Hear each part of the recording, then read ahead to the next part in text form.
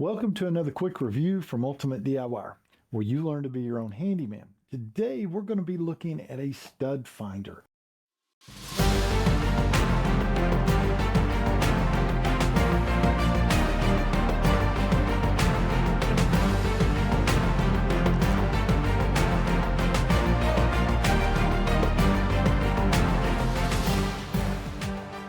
So the company name, guys, I'm going to go ahead and just spell it out.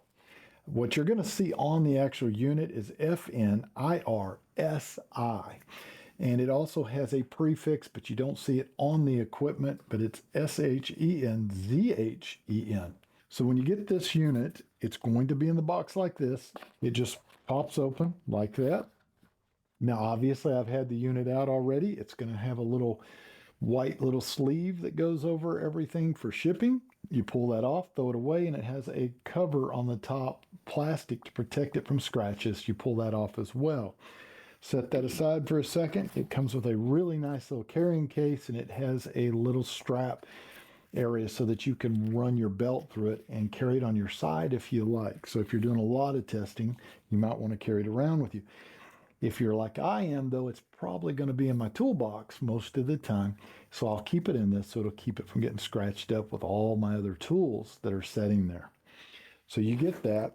You lift this little back piece here off, and you have two other items. You're going to have your charging cable, which this charging cable is a Type C to USB, and you're going to get your manual. All right, so before I get into the actual use of it, I'm going to give you a couple of the stats on this unit. It is a 6-in-1. It is an electronic tester, which electronic is a little bit more accurate and can pick up other things behind the wall that a normal one will not.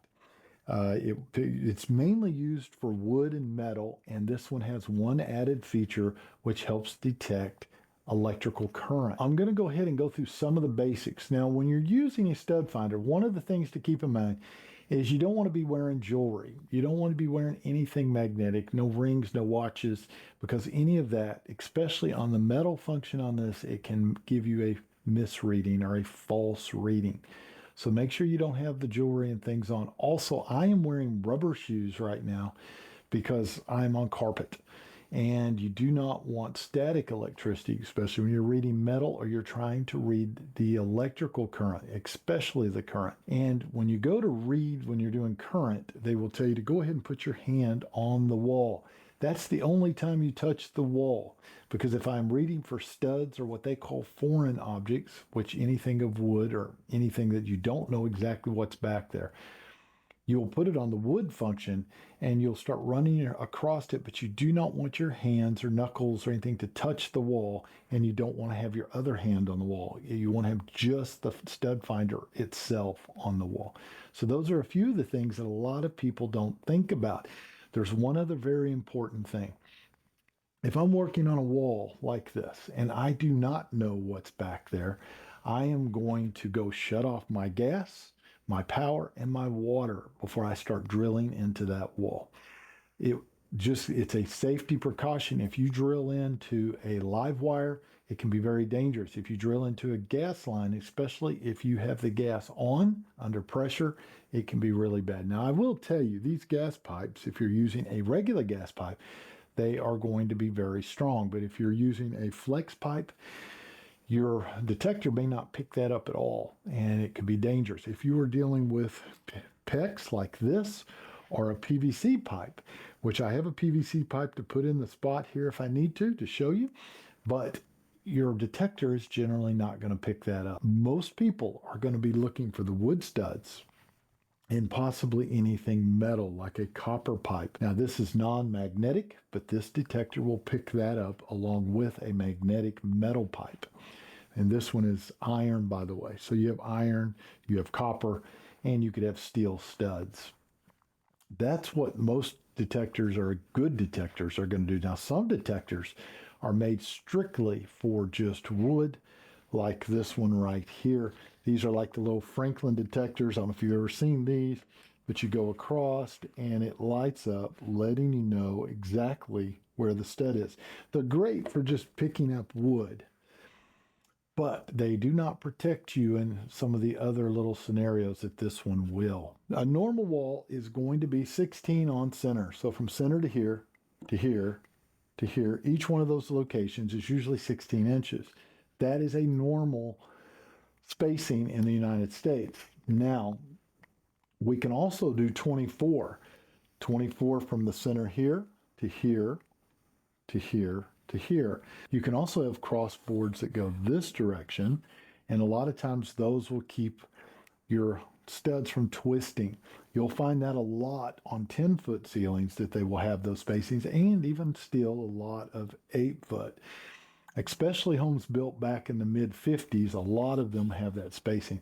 I just rebuilt my entire inside of my home, ripped out all the walls, put them back, and I did that all the way through it to give it more support, and it also works as a fire block. So if a fire breaks out, it helps slow that down. So keep that in mind if you were going about midway down a wall and your stud finder is going crazy, like it's a solid piece of wood the whole way. Well, it may be, depending on where you're at. So if you're going right here and you're hitting it solid, move it up and try it again, and you may find that you're on one of those center blockings. And a lot of times those stagger.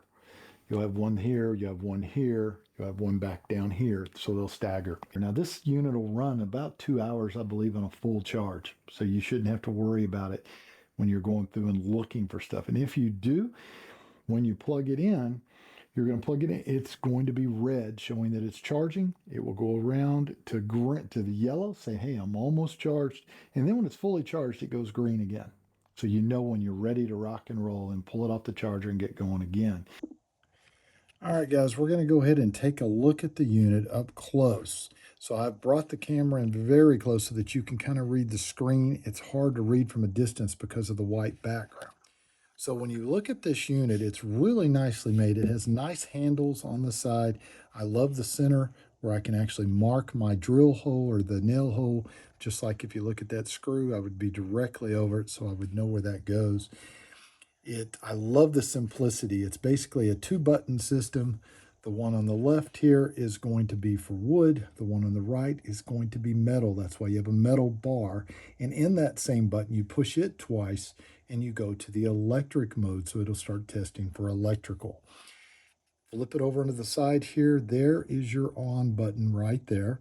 And right here is going to be the charge location. So it's very simple. There's not a lot to it. Let me go ahead and power it on so that you can kind of see. And I'm going to bring it in close so you can read the screen. The very first thing you're going to notice up here is that it has a battery indicator letting you know how much battery that you have left. Now, the next thing that you would have is right underneath it, there's generally a speaker. I have it turned off. How you turn the speaker on and off for sound is take the 2 buttons, push it down, and now you'll see the speaker has come on, and now you can hear the sound. Now it's trying to pick up my hand, so I'm going to turn it off. There you go. Pretty simple. So that takes care of that. You understand how that works. Now, if I am going to test for wood, I'm going to push the wood button, and I'm going to go across it just like this. And you're going to see there's a meter right here. When this thing gets right in the center, it's going to light up, and it says center. And then this light goes crazy at red. It's going to start green, go yellow, go red. It'll go center. And you see my gauge here on the side is showing 100%. And sometimes it will even tell you the depth. So if it's a piece of metal, it gives you the depth so you know how far down it actually is underneath the surface. So that is how I'm going to read for a stud. Now say I want to go ahead and read for metal. We're going to push metal right here, and we are going to do the same thing. Now if you notice right over here, I'm going to go ahead and move the camera over just a little. We have our copper. Now this is an interesting thing. So you can see my meter climbing right in there, and there is my center. And what it does is it is flashing here. It'll flash sometimes with the lightning bolt, letting you know that it's copper, but also it has a magnet here, and the magnet has a line through it because copper is non-magnetic. So you know that you have a piece of copper dead center right here. Now let's go over to the steel pipe so that you can see how that works. So we leave it on the metal and we're going to start sliding and slide across. And we're showing a center, but we're not yet. You look at your meter. Your meter is over here, too low.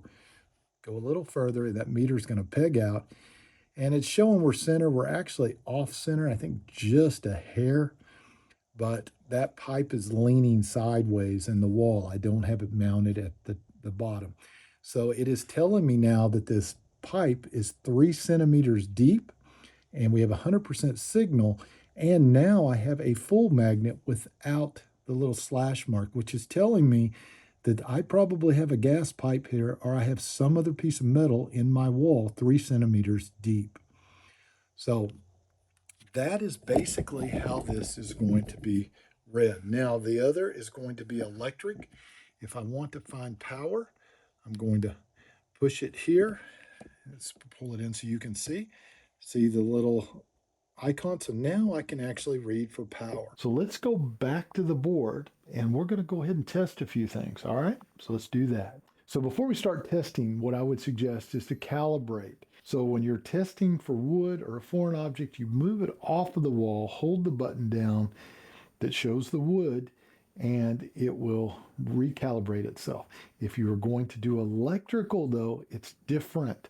Electrical, you're going to set it on the wall that you're trying to read, and then when you have the little lightning bolt up, push that and hold it until the light goes off, comes back on, and now it is calibrated. And I'll show you that in a minute because most of the time it's going to pick up electricity in the entire wall and you have to zero it. So let's go ahead and see now how it works.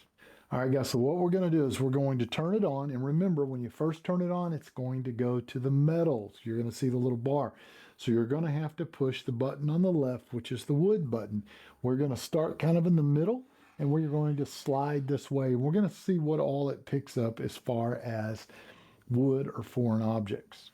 So we're going to turn it on right there, push that button, and now we're going to set it down. Now we are picking up like crazy. So what we're going to do now, hold it down. There we go. Now let's go ahead and see what it does. There you go. It's picking up. I can see my scale going up, and there's my center. Keep going. Let's see if it picks up the pipe. No pipe. That can be a good thing and a bad thing. And we are climbing. I'm at 64%. I'm showing edge. There we go, center. Perfect, 100%. Now let's go to the copper.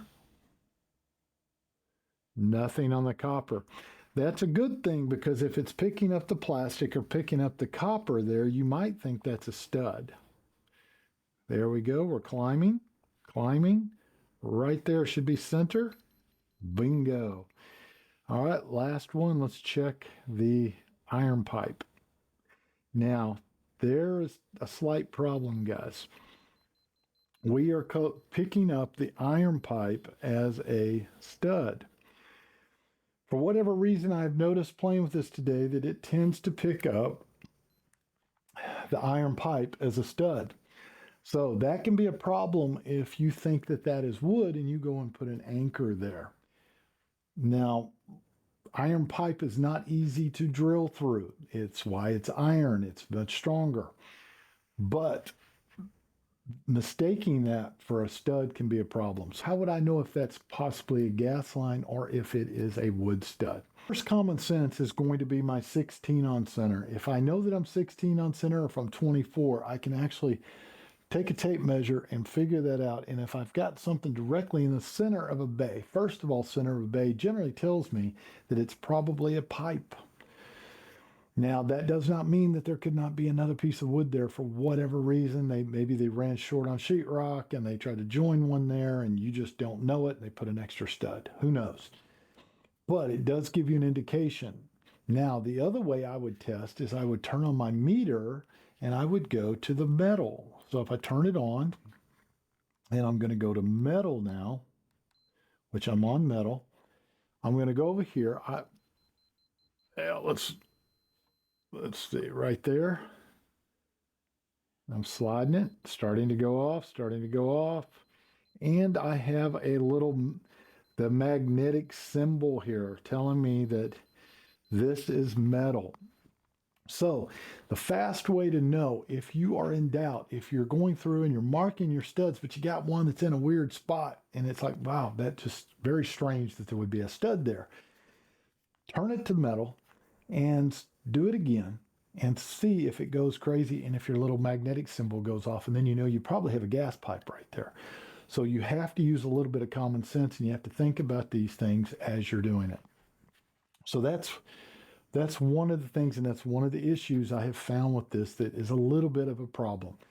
You have to be careful. Now, in all fairness, though, that is not necessarily unique to this unit. You know, most of these units do the same. And I'll tell you what, let's turn this one off for just a second. So, like I said, the Franklin ones, you're following. You can see where it's lighting up right there. Let's see what happens when we go over the pipe. And guess what, guys? It's doing the same thing. So it's not unique to that one. Let's try this one, the Zircon. Zircon is an edge finder. You hold it down. It's going to go here. And now that's my edge, which is perfect. Going across. Now, the problem with the Zircon is it is even picking up the copper pipe. Now, that's a good thing and a bad thing because it's picking it up. You know there is something there, but you better use some common sense because you may think it's a stud and put a nail or a screw right through that copper pipe. Now, that's one thing this one did not do. It did not pick up that copper pipe as a stud or as a foreign object that way. That's a really good thing because copper is going to be pretty detrimental if you put a screw through there. You're going to soak a wall down and you're going to end up probably having to rip all that out. Gas line is not good either. You don't want to blow up if you hit a gas line, but the gas line is much harder to get through. And if you use that the correct way again, it's going to tell you it's magnetic. If you know it's magnetic, that's probably a gas line. Do not drill there. Now, take the Zircon. Let's see what it does over here. So we should have there's our edge right there. Now let's go down and let's see what happens. And bingo, it thinks that it is a stud as well. So this one does have an electrical one on it. We'll try that in a minute when we get to the electrical as well. But if you really were to compare these, this one still wins because I can isolate a whole lot better. All right, so now we have electrical. So we're going to go ahead and turn it back on. Okay, guys, we are going to get into the electrical now. Now, if you've noticed, I'm in different clothes. I shot the electrical for this video the previous day, but I did not like it. I did not feel fair about it because something was acting up with the scanner and I couldn't figure it out. Basically, couldn't put my hand on it. You'll understand the pun in that joke here in just a second. But let me explain how this works. This is an electronic unit. And being electronic, what it does is it is going to pick up the electromagnetic field from power. So my first problem was I did not have a back, and it was allowing the electromagnetic field to escape out the back, and it was not strong enough for the unit to pick it up. Now, even that being said, with this open, I am still losing some through the top, but I can now pick up the signal with the turn it on at the very bottom. You're going to start out in the metal, and you're going to push it once for the lightning bolt. Now, what happens is when there is an electrical charge going through here, which I have going through right now, going through this wire, and it has the light lit up over here on the side. I'll turn it sideways so you can see how I light up. That is flowing through the wall. This wall in the electrical is attached on the wall just like it would be in a wall or wall cavity at your home. And I have it stapled and everything. So when I have this on, the very first thing when I put it down, it's going to go crazy on the wall no matter where I'm at. So there's two things here that you do. One thing, if you watch what happens when I put my hand on the wall. So it's going crazy. Put my hand, drops it way down to 20. I can go over and it starts picking up the signal, but the problem is it's still it's still a little bit erratic. So you do one more thing. Not only put your hand on the wall, but when you put this on there, and it's up right now, I'm peaking out at 100, I'm going to reset it. And you'll reset it on the electrical with it touching the wall, push down and hold till it stops, goes green. Now put your hand back on here and you slowly move it over. Now I'm climbing 17, 18, 19, 21. I'm going up, up, up, up. And I'm right in here, 30 something. And then it kind of starts dropping. So I know that I've got something right in this area. So it's right there. I know that there is something in that spot. It's off the wall. I put it on here. Now watch, the power's way over here. I put it over here and I am going crazy. It is actually picking it up through the entire piece of sheetrock. Put your hand on it. And as I'm getting closer, it starts climbing 60s, 60s, 70s. It's red. It's still going higher, higher. We are at 90, 98. We're at 100 right there. So that would tell me that right in this spot, right there, it's showing 100, that I am actually on the wire. So that is the trick to this unit, guys. You are going to literally have to, when you put it on the lightning bolt and you go to check, and I tried this on several walls throughout the day while I was working, and every wall I put it on, it would peg out until I put my hand on it. And then when it really became a little bit easier to read, I'd put my hand on it, go ahead and zero it, and it made it very nice. But sometimes when you zero it, it would just stay at 0 and you wouldn't pick up the actual location. So I had to play with it a little back and forth, but most of the time I would just take it, put it on the wall, put my hand just like this, and start following it. And it's going up. I'm in yellow. But the thing is, I still am going up as I'm going to the side. It's red, but my number is still climbing. And right there is my highest. Right now, I'm at 100, right there, which is exactly where the wire is. So the key is when you start putting your hand on it and you start moving it, you're already going to be red way over here, but that doesn't mean the wire is right there. What that means is you need to look at your meter and watch it. And if you keep sliding and that number keeps growing, you're getting closer to that electromagnetic source. And then it will actually hit the 100, you'll peg it, and you're working fine at that point. Be sure you put your hand on it. That's the only time you put your hand on the wall. Any other time you're reading with a stud finder, you don't want to even let your knuckles or fingers touch the wall. You just want the unit to touch the wall. So it's a little bit counterintuitive at that part of it. You have to think outside of the box. And if you read the instructions closely, it does point that out. You may have to ground out. I also wear rubber shoes. The rubber shoes help if you're on carpet. That helps tremendously as well. Now, let's see really quickly. Let's turn this off. And let's see how the Zircon does. Now, Zircon has always been known to be able to pick up the electric pretty well. And you have the same little lightning bolt. It works the same way. Let's see how it does. And remember, it's an edge finder. Now, right in here, it's going, there's our edge of our stud. Now, if you come back this way, you will see it's flashing now for the electric wire. Now, one thing I would suggest with a Zircon is you need to go both directions for sure, because if I pick the stud up right here, it may bypass or I may not realize there's an electric wire there. But if you're looking at this thing and you're finding a stud and you're putting it at that edge, you're great.